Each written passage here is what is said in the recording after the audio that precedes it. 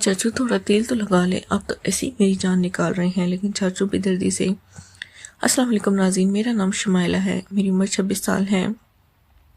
मेरी शादी को 6 माह हुए थे। मैं बहुत खूबसूरत थी और मेरी खूबसूरती के हर तरफ चर्चे थे। लेकिन बदकिस्मती से मेरे शोहर मेरे किरदार पर शक होने लगा, क्योंकि मैं इतनी खूबसूरत होने के बावजूद भी अकेली रहती थी। मेरे शोहर डॉक्टर थे, वो इस्लामाबाद में होते थे और मैं लाहौर में अकेली रहती थी। मेरे चाचू, जिनकी उम्र अभी 28 साल थी, मेरे चाचू का नाम साजिद था। मेरे चाचू साजिद अक्सर मेरे पास आते रहते थे और वो मेरा बहुत ख्याल करते थे। मेरे चाचू साजिद की भी नई शादी हुई थी और मेरी चाची भी बहुत खूबसूरत थी। लेकिन मैं अपने चाचू साजिद को पसंद करती थी और वो शादी से पहले भी मेरे से बहुत मोहब्बत करते थे और मेरा बहुत ख्याल करते थे। लेकिन मैं इनको छोड़ के अपने ससुराल आ गई थी तो मेरे चाचू साजिद मेरे पीछे आने लगे थे। मैंने आज तक अपने चाचू के बारे में बुरा तो नहीं सोचा था, लेकिन मैं इनकी पसंद करती थी।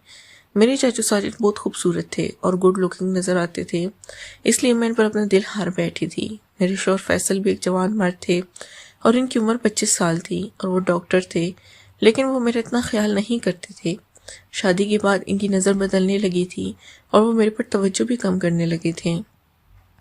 मैं लाहौर में रहती थी और मेरे शोहर फैसल की ड्यूटी इस्लामाबाद में थी और वो सरकारी हॉस्पिटल में टीचर थे।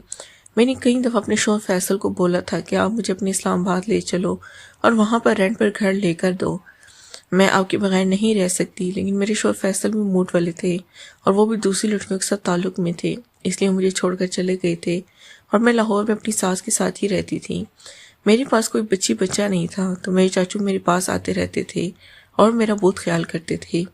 मेरे माँ बाप इस दुनिया से चले गए थे और मेरे चाचू साजिद ने मुझे पाला था, क्योंकि मेरे माँ बाप एक्सीडेंट में इस दुनिया से चले गए थे। तो मैं माँ बाप की इकलौती बेटी थी। मेरे चाचू साजिद ने मुझे अपने पास रख लिया था और मैं इसके पास ही रहने लगी थी।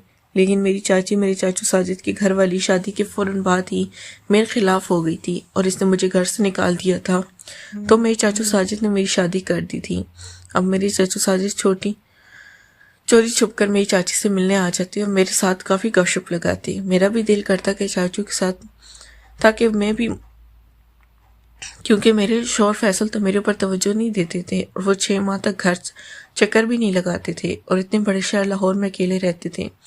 मेरी सास भी एक सड़ियल किस्म की औरत थी। वो मेरे से इतनी बातचीत नहीं करती थी, सिर्फ मेरी रखवाली के लिए मेरे पास रहती थी। मेरी सास हर रोज़ मेरे से झगड़े करती, मुझे वो कुछ पसंद भी नहीं थी। अब मेरे चाचू साजिद मेरे पास आने लगे थे तो मेरी सब आदतें बदलने लगी थी और मैं इसको अदाएं दिखाती, खूबसूरती से कपड़े पहनती और मेरे कपड़े अक्सर तंग होते जिनसे मेरा खुद हाल वाज़ा नज़र आता। और मेरे चाचू फैसल भी मेरी खूबसूरती पर फिदा हो गए थे और वो भी बिल्कुल तैयार थे कि मैं कब इनको इशारा करूं, कब मेरे साथ कबड्डी खेलकर। अब मैं चाचू को तड़पा रही थी और इनको इंतज़ार करवाना चाहती थी। मैं भी चाहती थी कि चाचू मेरे पास आए मेरे से, लेकिन अभी मैं इनको इंतज़ार कराना चाहती थी ताकि मैं देखूं कि चाचू मेरे से क्या चाहते हैं। एक दफ़ा मेरे शोहर फैसल बाहर से लाहौर आए थे और मेरे चाचू भी घर पर ही थे। तो मैं शोहर फैसल कहने लगे, तुम्हारे चाचू साजिद बहुत अच्छे इंसान हैं, इनकी खिदमत किया करो और वो लाहौर में अक्सर आते रहते हैं, इनको रात यहाँ पर ही रख लिया करो। लेकिन मेरे चाचू साजिद अक्सर लाहौर सामान लेने आते थे, क्योंकि इनकी क्रॉकरी की दुकान थी और वो सामान लाहौर से ही उठाते थे, इसलिए मेरे चाचू साजिद अक्सर मेरे पास आ जाते थे। तब मेरे शौहर ने इजाज़त दी थी कि तो मेरी सास ने मेरे मुंह बना लिया, लेकिन मैं अब रात को अपने चाचू साजिद को अपने पास ही रोक लेती थी। मेरे शौहर फैसलाबाद अपनी जॉब पर चले गए, तब मुझे आसानी हो गई थी। मेरे चाचू साजिद को फ़ोन किया और कहा कि मैं आपसे मिलना चाहती हूँ, आप लाहौर आ जाए। मेरे शौहर के जाने के बाद मेरे चाचू फैसल फ़ौरन ही लाहौर चले गए और रात मेरे पास ही रुके थे। वो रात बहुत हसीन थी और इस रात ही मेरे चाचू से अपना मतलब निकालना था, जो मेरी बहुत देर से तमन्ना थी, क्योंकि मैं भी यही चाहती थी कि चाचू मेरे साथ तमन्ना पूरी हो जाए और चाचू भी खुश हो जाएं, क्योंकि चाचू भी मुझे बहुत देर से चाहते थे, मेरा ख्याल करते थे और मेरे ऊपर फिदा थे। लेकिन मैंने अभी तक इनको मतलब निकालने नहीं दिया था। इस रात चाचू आए। एक तो मैं इनके लिए अच्छे अच्छे खाने बनाए थे और मीठा भी बनाया था। चाचू को खीर बहुत पसंद थी। खीर खाने के बाद चाचू बहुत खुश हुए। मैंने चाचू का बिस्तर अपने कमरे में ही लगा दिया था, क्योंकि मेरी सास नीचे वाले पोर्शन में होती थी और मैं ऊपर वाले पोर्शन में। तो चाचू रात को 10 बजे मेरे बेड पर आ गए थे और मेरे साथ गपशप लगाने लगे। मैं चाचू को और बातों में इनको उलझा लिया था। चाचू भी मान गए थे और मेरे साथ कबड्डी खेलने के लिए मैंने चाचू से मोहब्बत करने का आगाज़ कर दिया और चाचू ने अपने दिल मेरी बिल्ली में अब तो चाचू की दीवानी हो गई। जब भी मेरा दिल करता चाचू को लाहौर बुला लेती और इसके साथ मोहब्बत करती।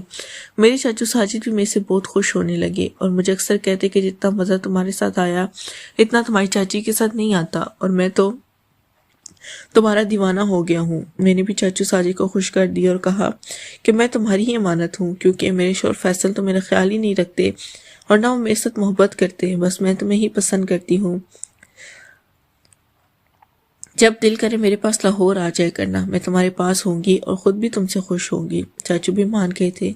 अब जब मेरे चाचू साजिद का लाहौर चक्कर लगता वो मेरे पास आते, रात मेरे पास रुकते, सारी रात में से मोहब्बत करते और सुबह चले जाते। ज़िंदगी सी मामूल के मुताबिक गुजर रही थी और मैं चाचू की मोहब्बत अपना कर मतलब निकाल रही थी। नाज़रीन, अगर आपको ये कहानी पसंद हमारी वीडियो को लाइक करें, चैनल को लाजमी सब्सक्राइब करें। शुक्रिया।